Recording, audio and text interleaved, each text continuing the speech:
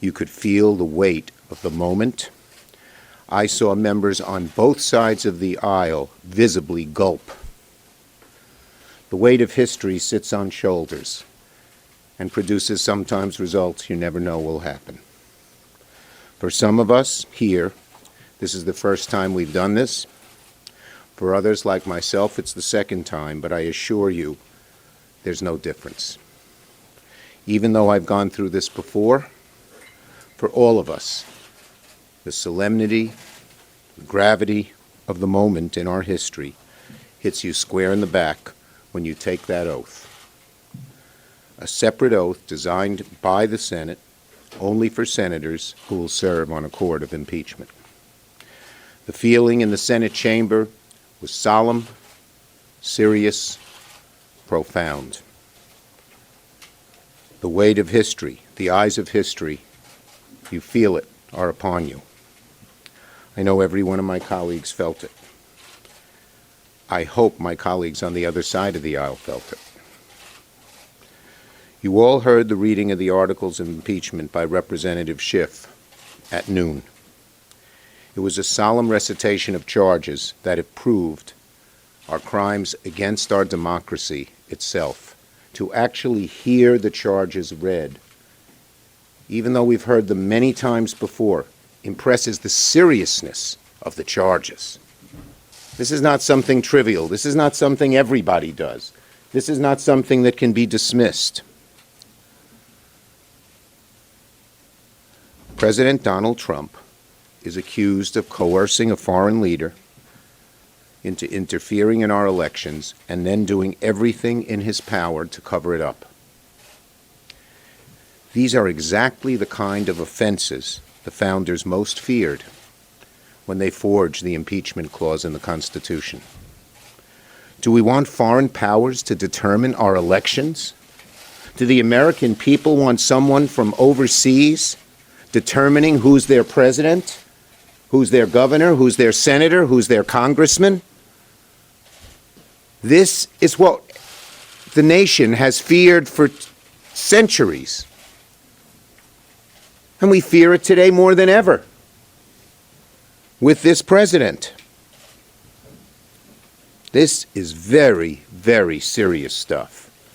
This is not trivial, because it's hard to imagine a greater subversion of our democracy than for powers outside our borders to determine the elections within our borders.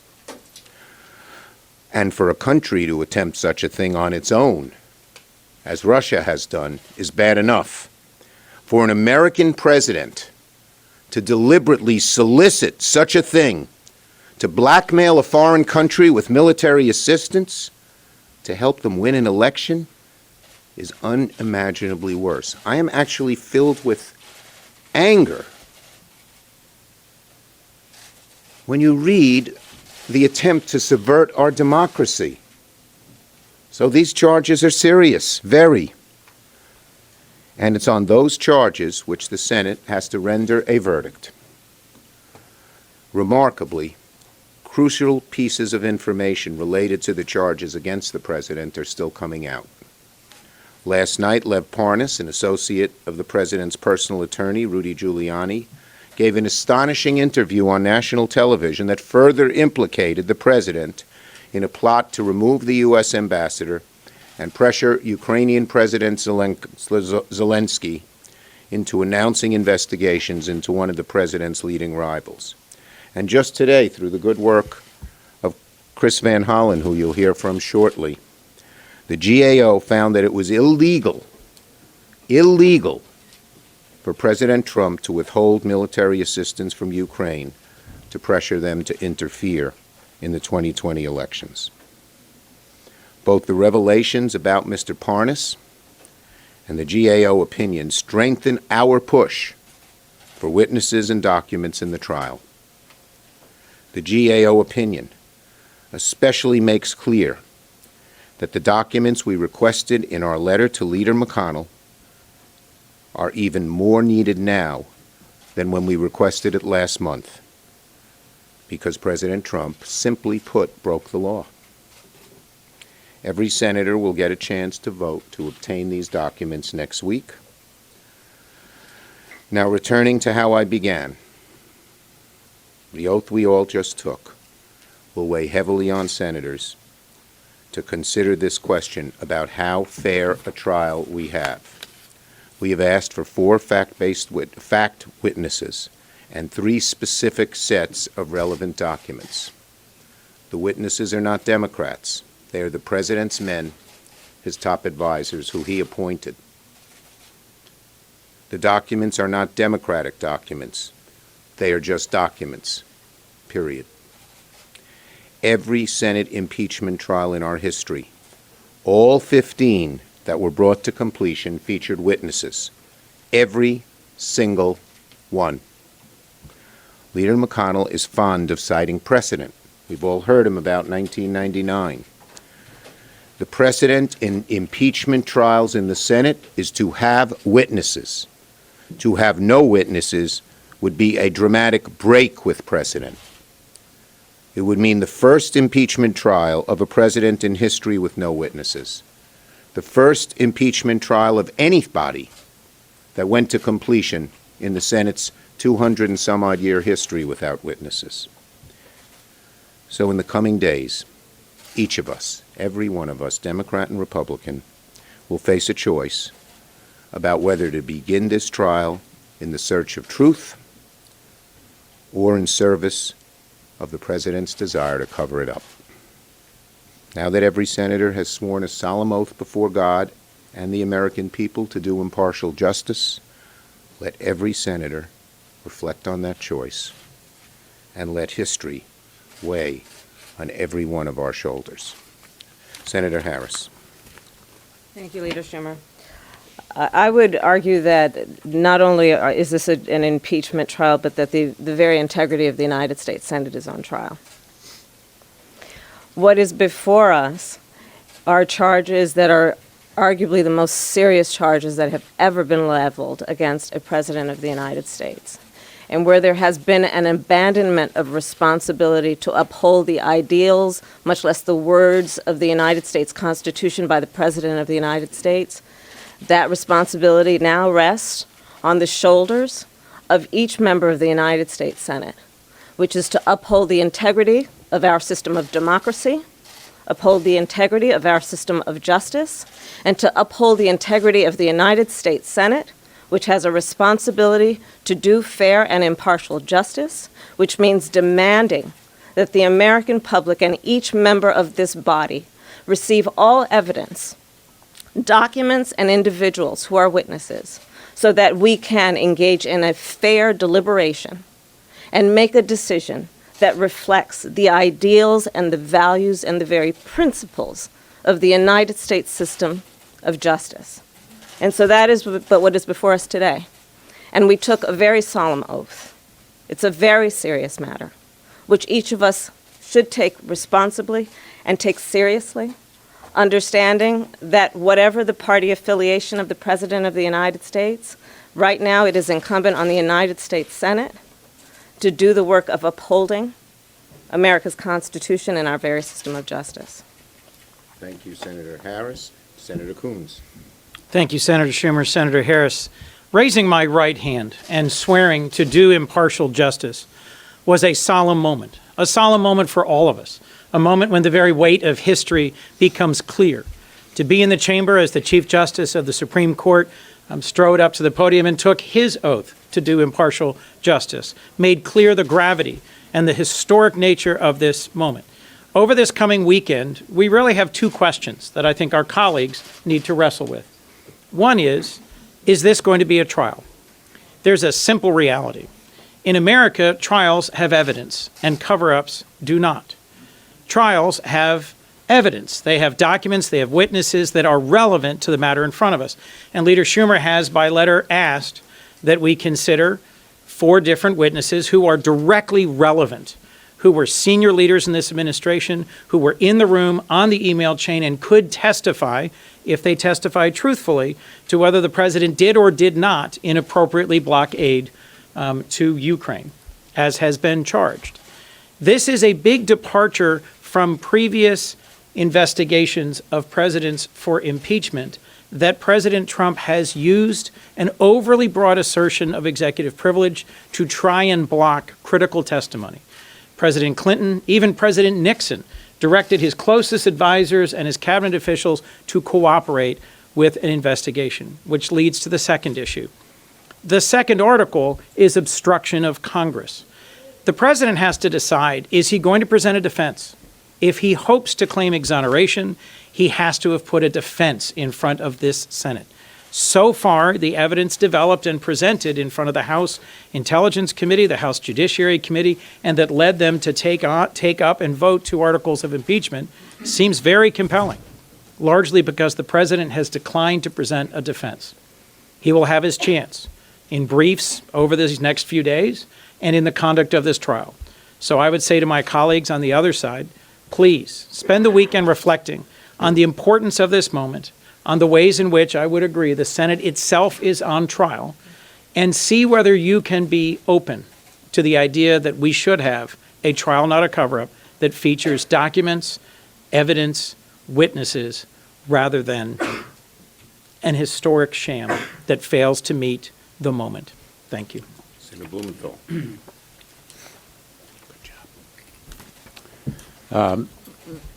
I thought that Senator Schumer captured well the extraordinary drama of this moment. I was struck by the deep, steep sense of solemnity, and there was a knot in my stomach when the Chief Justice came into the chamber and then pronounced the name Donald John Trump. The difference in the reference to President Trump struck me as really distinguishing this proceeding from any other. And in fact, nothing we do while we serve in the United States Senate will be more important and consequential than putting country above party in this proceeding. The report released by the GAO, an independent, nonpartisan watchdog agency, squarely raises the importance of Mick Mulvaney as a witness. He was the acting director of the OMB that withheld the money. He took the president's orders. John Bolton was the witness who tried to dissuade the president from this so-called drug deal. Direct contact with the President of the United States. Robert Blair and Michael Duffy, not just the president's men, they were the president's henchmen. They executed the drug deal. Each of these witnesses had eyes and ears on the President of the United States. They have firsthand knowledge. They are the witnesses who must appear, and maybe they will have evidence to show the president's innocence. Maybe they will help to exonerate him. But the president has refused all of those witnesses. He has gagged them as he has blocked all the documents. And let me say about the documents, as we argued to the jury, documents don't lie. It's black and white. It's there without any shading. And an effort by the president's defense team to use a document that they have blocked should be excluded, as it would be in any trial. They should be playing by the rules of a full and fair proceeding, not a cover-up, which is what the president has sought to do. And so I hope my Republican colleagues will, in fact, put country above party and decide that the American people want a full, fair, and open proceeding so that they will know all of the truth and all of these corroborating witnesses. The case is already overwhelming, but I'm going to be listening. I will be listening closely to every word watching every video and document that we see, and I will try to be as full and fair as I can be as a considerer of the fact and the law here. Senator Van Hollen. Thank you, Senator Schumer. As we were sworn in today for this historic moment, we received a very important report from the GAO. The GAO, the Government Accountability Office, is an independent, nonpartisan entity. They're not Republicans, they're not Democrats, they're not independents, they're nonpartisan. And they issued a decision making absolutely clear that the Trump administration violated the law when they illegally withheld the monies for Ukraine. And we know from other public evidence that it was President Trump himself who made that order, and therefore the president himself ordered his agencies to commit an illegal act. That's the gist and guts of what the GAO told us. Now, that illegal act was committed as part of the overall scheme of abuse of power that we heard from the House managers today, read on the floor of the Senate, that Senator Schumer mentioned. And it just underscores the fact that this president was willing to break other laws as part of his overall scheme to abuse power and to cover up that abusive scheme. And the GAO report also made clear that in their inquiry, in their investigation, they were stonewalled, they were blocked, they didn't get all the documents they wanted. And in their report, they said they believe that raises constitutional questions, which it does. I'll just end by pointing out that the whole purpose of the Impoundment Control Act is to reinforce the Constitution of the United States, the power of the purse and separation of powers. And so in ordering the violation of that law as part of the overall abuse of power scheme, the president again showed contempt for the Constitution of the United States. And finally, the GAO report, like other evidence that's come out, has underscored the importance of having relevant fact witnesses and relevant documents. You don't have a fair trial if you don't get all the evidence. The House has established a mountain of evidence supporting their claims. But all of us have said that we want to see all the evidence. The American people are entitled to the evidence. And I also will wait till all the evidence is in and listen to all that evidence, which we don't know what it will be, before rendering a final verdict in this case. And one other point related to what Chris said. It seems very likely that the very documents that were withheld to the GAO are among the documents we requested in the letter that I wrote to McConnell 3 weeks ago. Questions? Senator Schumer, you've been pretty consistent the last couple of weeks about wanting 4 witnesses. I wonder if in the wake of what we learned from Lev Parnas's texts and photos and emails and in his interviews, if you now think it needs to be 5. Okay, well, these 4 eyewitnesses are fact witnesses who know exactly what happened. Some of our Republican colleagues say these charges are serious, but there are no eyewitnesses. That's why we need these 4. Now, Mr. Parnas raises lots of serious questions. It certainly increases the strength of our argument for having these 4. And as for Mr. Parnas, it's something we wouldn't rule out, but we want to see all of the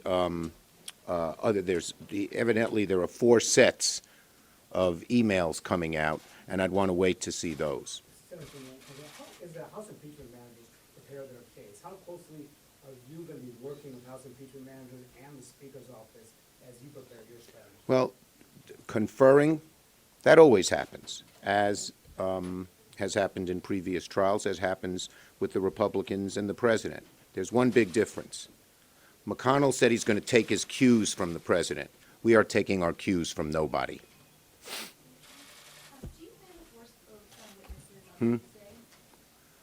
I believe that, again, Leader McConnell has still not shown anybody his resolution. We don't know how long things will be and anything else. It's amazing that at this moment we still haven't seen it, and it's amazing the partisanship, because by partisanship, by definition, you try to work something out. We haven't heard heard a thing from them about it, but we know why. They're afraid of the truth. It's obvious. That's what the average person says. You know, average people say, why are they hiding this?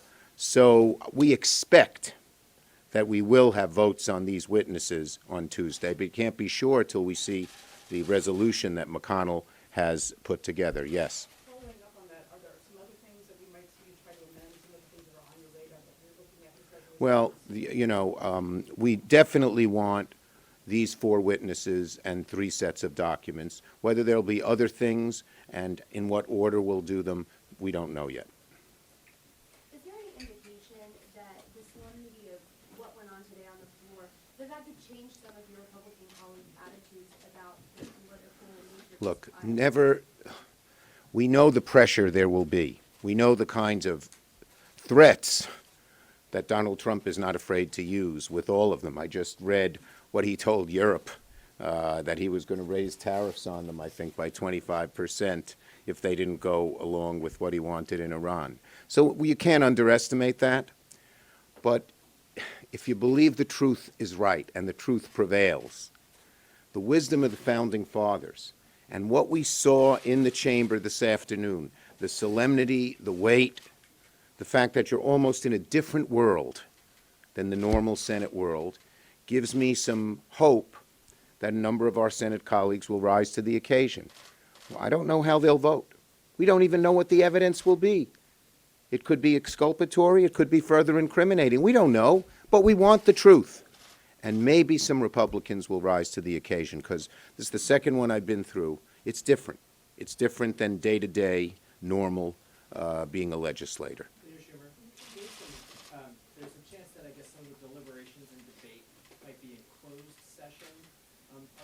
Would you prefer that that would actually be an open session so that we could see the debate and you could Okay, see I would like it to be as open, I mean, might there be an occasional moment where we think we might come together in a closed session? Yes, but the strong presumption is to be open, and I want to see as much of it open as possible.